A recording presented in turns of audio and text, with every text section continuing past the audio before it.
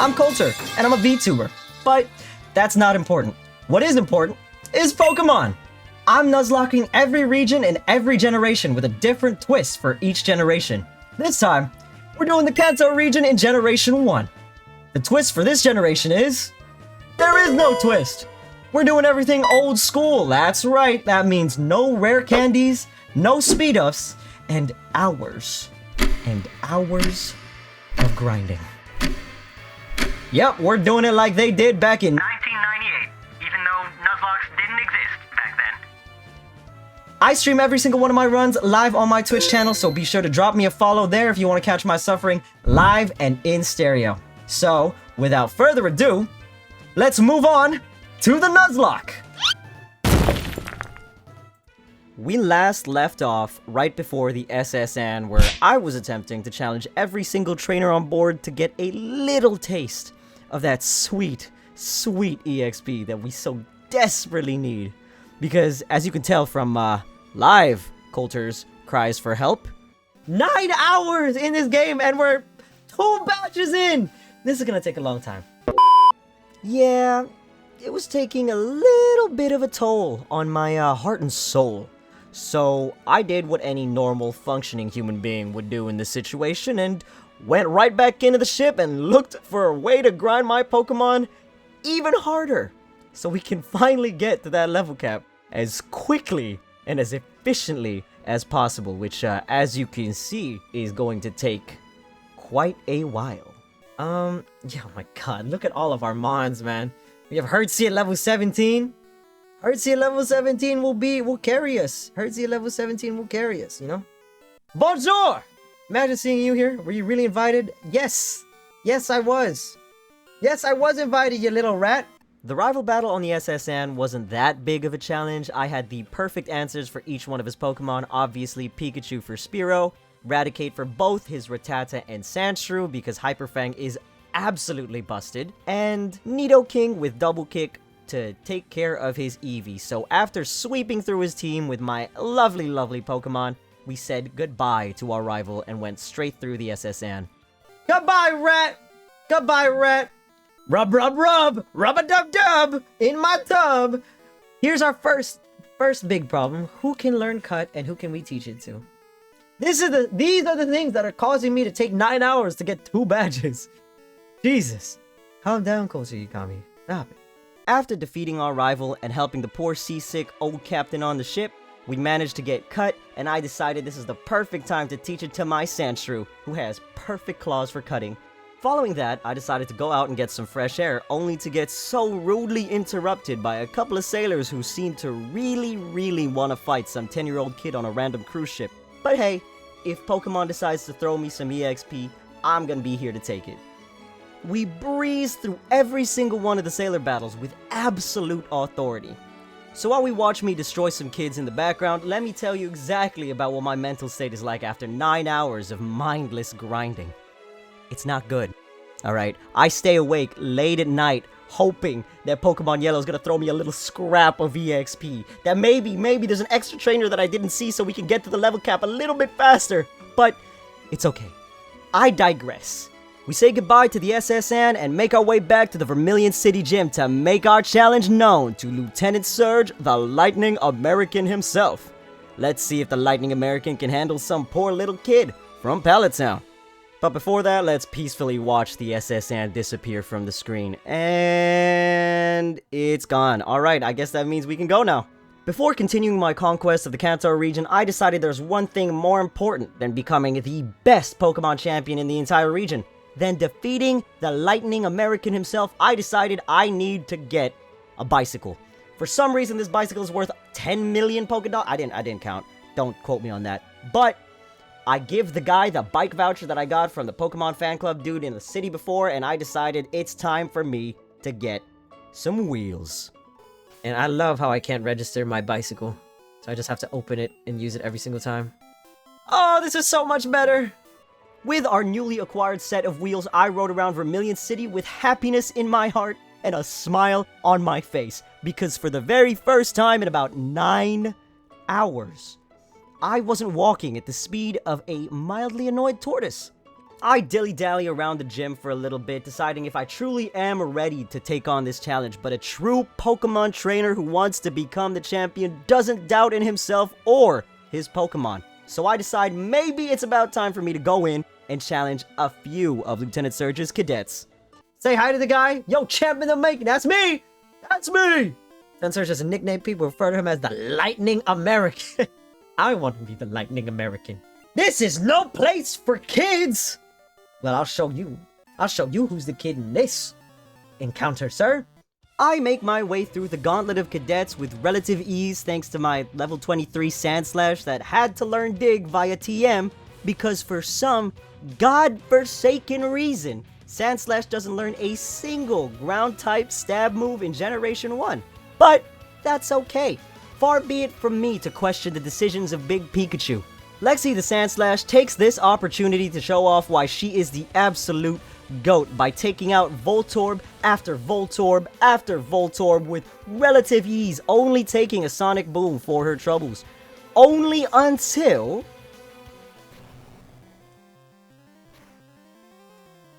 Please don't die. Oh my god, it dealt no damage to me. Easy. Oh my god, that scared me. Self-destruct does pitiful damage, and Lexi the Sandslash easily finishes off the remaining Magnemite with a single use of the move Dig. This officially signals the end of the Cadet Gauntlet, leaving only the Trash Can puzzle.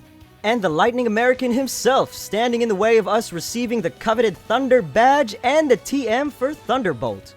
And now we move on to the actual challenge of this gym. And no, it's not Lieutenant Surge's level 28 Raichu, it's actually this goddamn puzzle that focuses solely on winning the RNG twice in a row. What happens if I don't win it twice in a row? What happens if I lose 5 times in a row? Again and again and again. What am I supposed to do? Sit here and cry? Well, fortunately for me, I didn't need to do that. I actually won it the second time around, so thank you Game Freak for giving me this good RNG for once. But, you know what?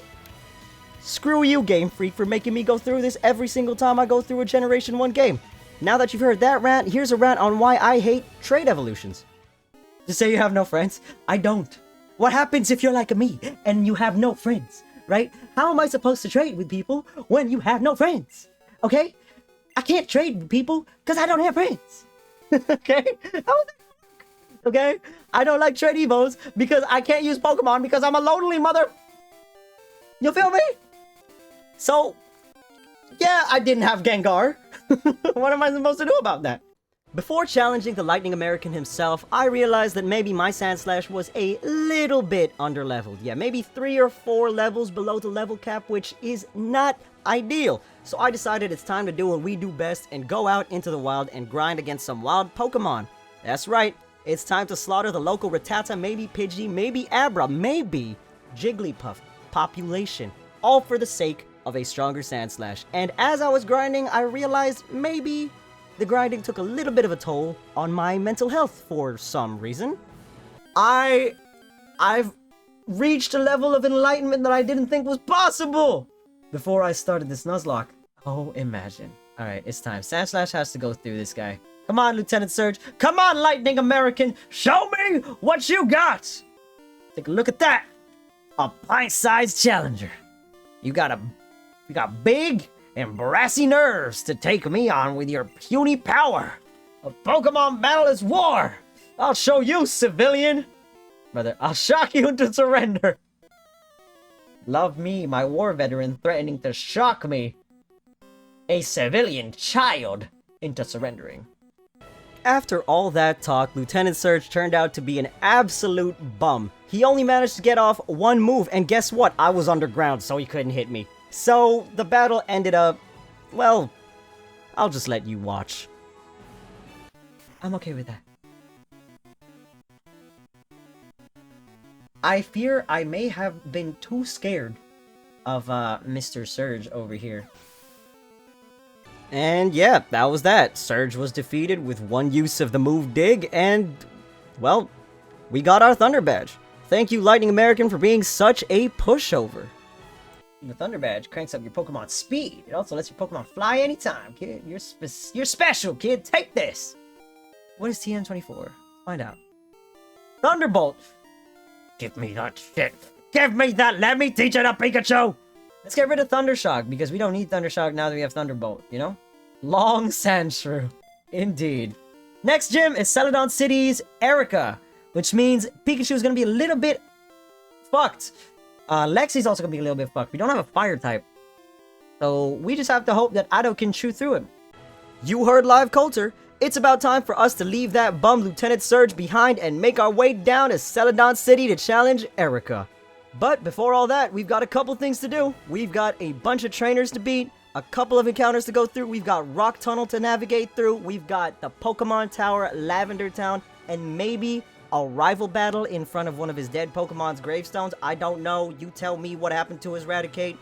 But, first and foremost, we've got a bunch of levels to gain on all of our Pokemon, so join me as I continue smashing my head against the wall and grind up each and every single one of my Pokemon to the new level cap, which I haven't updated yet, but I will soon, to level 32. I'm the best in my class. Well, I'm the best in the world.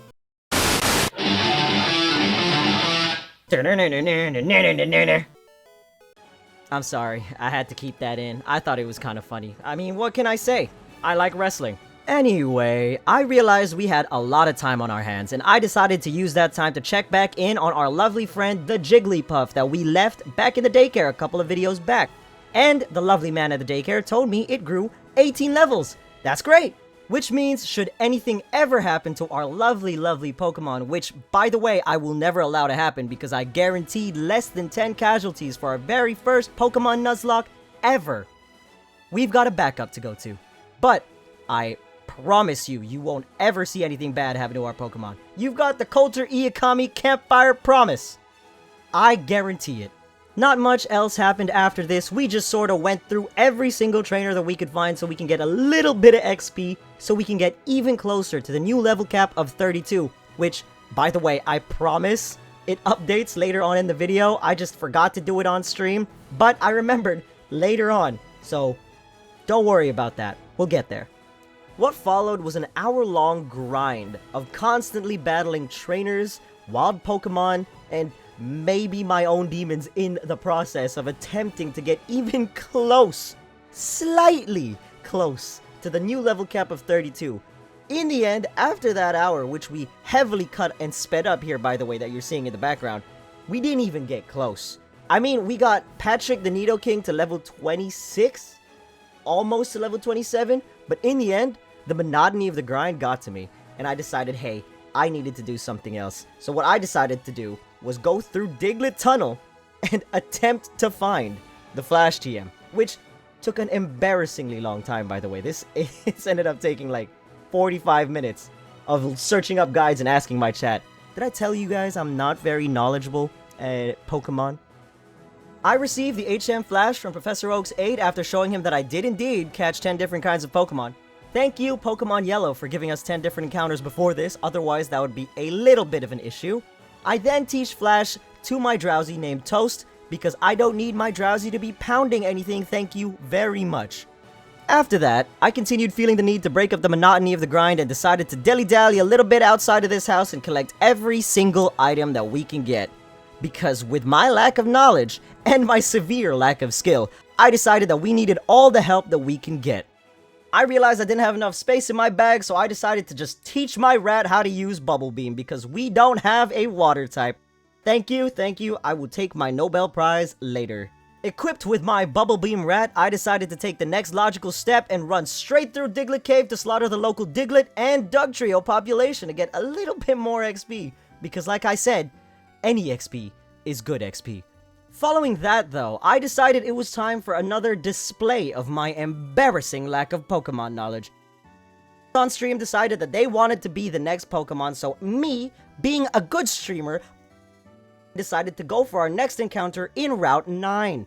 What I didn't realize was that the Route 9 encounter table is absolutely filled with dupes. There is not a single unique encounter that we can have in Route 9. I didn't realize that at the time. Well, at least for the next 45 minutes, I didn't realize it at the time, so I sat around, running in the grass, hoping that we can get a unique encounter for the next 45 minutes.